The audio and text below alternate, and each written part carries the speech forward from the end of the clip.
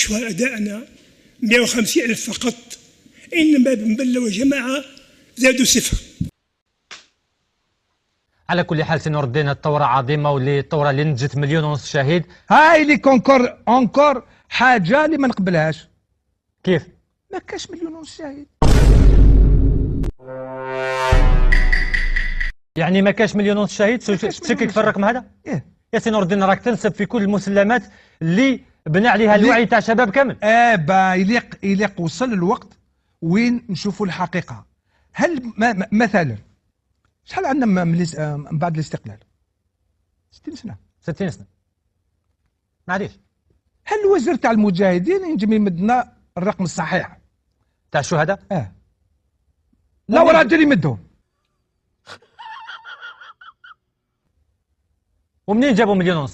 منين؟ 1.5 مليون شهيد. منين ونص؟ باسكو جمال عبد الناصر في 62 قال الجزائر الثورة العظيمة تاع الجزائر 1.5 مليون شهيد، وبن بالله عاودها كي جا خرج من الحبس. تبارك الله علينا ناس على كل حال هذا تشكيك كبير في كاش واحد حسبهم. عندك الرقم انت؟ ما عنديش رقم، ولكن الذاكره الشعبيه والذاكره التاريخيه، اسمح لي سي نور الدين، هنا لازم نعلق عليك. الذاكره الشعبيه والتاريخيه، المسلمات اللي تربينا عليها، وانا هنا في هذا المنبر، من هذا المنبر سي نور الدين ندعو يعني كل الباحثين والمختصين وحتى المسؤولين اذا كان عندهم ادله اللي باش يثبتوا الرقم هذا واللي يفندوا كلامك يتفضلوا يجيبوا لك بالادله باللي فيه 1.5 مليون شهيد. كحسبوهم هذو. والله الراجل ده بيتكلم كلام زي الفل. التزوير الارقام مشكل الوحيد للدولة الجزائرية. مثل 62 إلى يومنا هذا وإحنا نزوروا في الأرقام.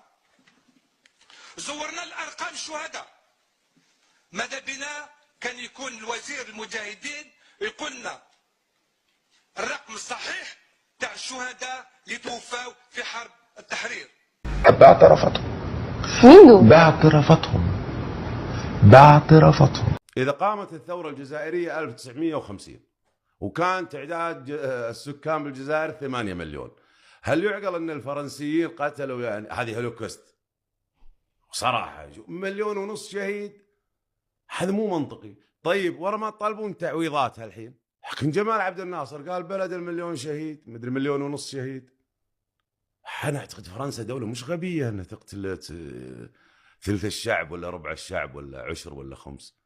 وبعدين ترى بال50 العالم منظم في متحدة ومحاكم دولية وأمريكا موجودة متسيدة وذاب الدور الفرنسي، أشياء كثيرة.